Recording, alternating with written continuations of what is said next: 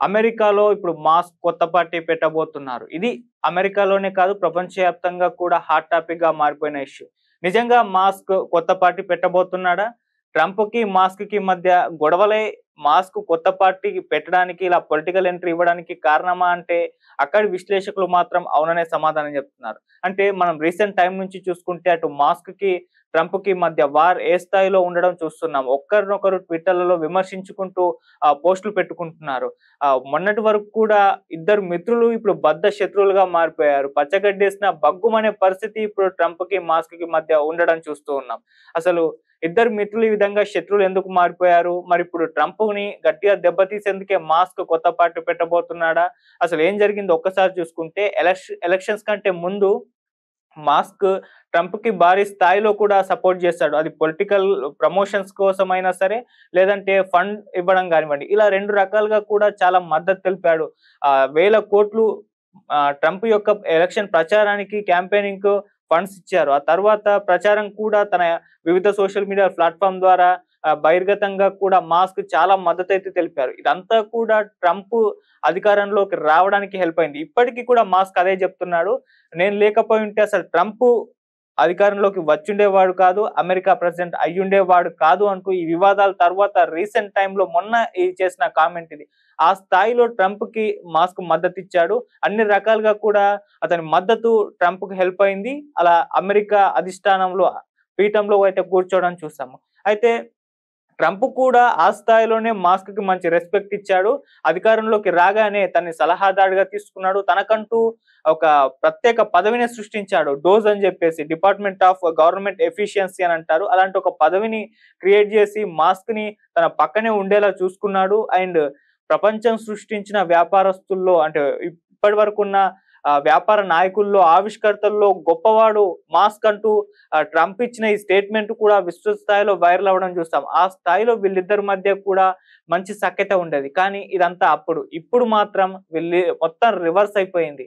So, కంప్లీట్‌గా వీళ్ళిద్దరి మధ్య గొడవలు స్టార్ట్ అయిపోవడం చూస్తాం. ఈ గొడవలు ఎప్పటినుంచి స్టార్ట్ అయ్యాయని చూస్తే ట్రంప్ ఒక బిల్లును ప్రవేశపెట్టారు. అది బిగ్ బ్యూటిఫుల్ బిల్ అంటారు. ఇది ఒక టాక్స్ బిల్లు. దీన్ని మాస్క్ వ్యతిరేకించాడు. ఇది మాస్క్ నచ్చలేదు. ఇది కంప్లీట్‌గా చాలా నష్టం చేస్తుంది అందరికీ. ఇటువంటి బిల్లులు ప్రవేశపెట్టొద్దు అంటూ మాస్క్ అటు ట్రంప్ టీమ్‌లో ఉన్న కొంతమందితో గొడవ కూడా పెట్టుకున్నట్టుగా తెలుస్తుంది. డోజ్‌లో ఉండగానే అటు ట్రంప్‌కి, మాస్క్‌కి మధ్య ఈ బిల్లు విషయంలో పలుమార్లు కూడా గొడవలు చోటు చేసుకున్నాయి.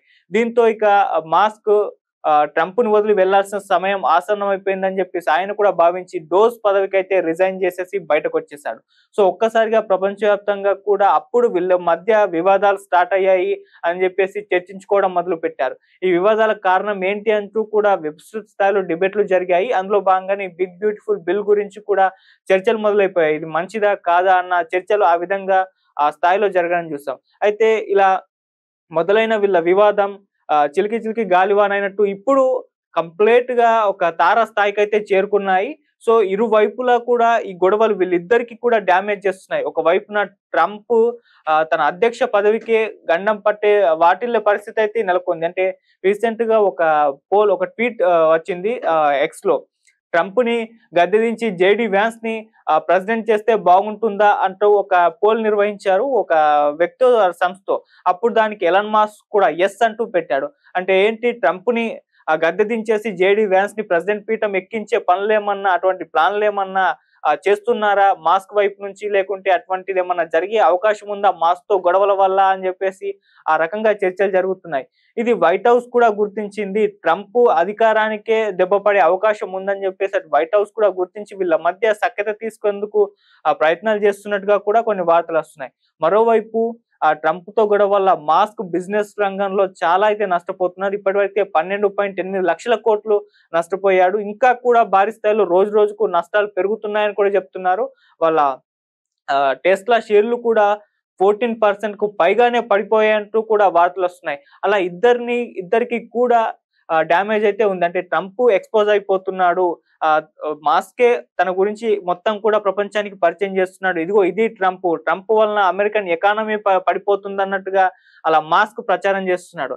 అమెరికా ఫస్ట్ అన్న నినాదంతో ట్రంప్ అధికారంలోకొచ్చాడు. మరి అమెరికానే ఎకానమీని కొలాప్స్ చేసే విధంగా అతని ప్రయత్నాలున్నాయంటూ కూడా ట్రంప్ ని బేస్ చేసుకొని విమర్శలు అయితే మాస్క్ నుంచి రావడం చూస్తున్నాం. సో ఇది ప్రజల్లో అమెరికన్ సిటిజన్స్ లో ఒక పెద్ద స్థాయిలో ముద్రపడే అవకాశం ఉంది. ట్రంప్ కి పెద్ద డ్యామేజ్ అయ్యే అవకాశం ఉందని చెప్పేసి కూడా భావిస్తున్నారు. సో దీన్నే అటు వైట్ హౌస్ కూడా గుర్తించి వీళ్ళ మధ్య ఒక సఖ్యతను నెలకొల్పే ప్రయత్నాలు చేస్తున్నప్పటికీ అది ఇంకటి కూడా వర్కౌట్ అవ్వట్లేదని చెప్తున్నారు. సో ఈ నేపథ్యంలో ఇప్పుడు కొత్త పరిణామం అయితే చోటు చేసుకుంది. మాస్క్ ట్విట్టర్‌లో తన ఎక్స్ ఖాతాలో ఒక పోల్ నిర్వహించారు. అమెరికాలో కొత్త పార్టీ రావాల్సిన అవసరం ఉందా అని చెప్పేసి.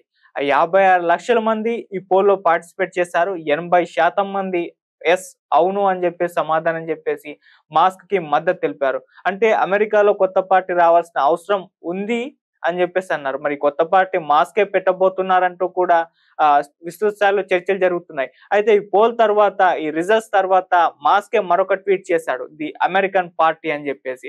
అంటే తన పార్టీ పేరు కూడా అనౌన్స్ చేశారు. అది ది అమెరికన్ పార్టీ అని చెప్పేసి. ఆల్రెడీ అమెరికాలో రిపబ్లికన్లు, డెమోక్రాట్లు ఉన్నారు. ఇప్పుడు ది అమెరికన్ పార్టీ కూడా జాయిన్ కాబోతుంది. ఇక ఇది ముగ్గురి 3 స్తంభాల ఆటగా మారిపోతుంది. ముగ్గురు మధ్య పోటీగా మారబోతుంది అంటూ కూడా ఇప్పటి నుంచే చర్చలైతే మొదలు పెట్టేస్తారు. మరి నిజంగా మాస్క్ ది అమెరికన్ పార్టీ పేరుతో ఒక పార్టీ పెట్టబోతున్నారా? మరి పెడితే ఇది అమెరికన్ రాజకీయాల్లో ఏ స్థాయిలో ప్రభావితం చేయగలదు? ఇప్పుడున్న డెమోక్రాట్‌లకి, రిపబ్లికన్‌లకు ఏ స్థాయిలో ఇది గట్టి పోటీ ఇవ్వగలదు అంటూ చర్చలైతే జరుగుతున్నాయి. మరి దీన్ని ట్రంప్ దీని పట్ల ఏ విధంగా రియాక్ట్ అవుతాడు? మరి దీన్ని ఎలా అతను ఎదుర్కొంటాడు? లేదు వైట్ హౌస్ ఇదంతా కూడా గమనించి వీళ్ళిద్దరి మధ్య సఖ్యత తీసుకొచ్చే అవకాశం ఏమన్నా ఉందా?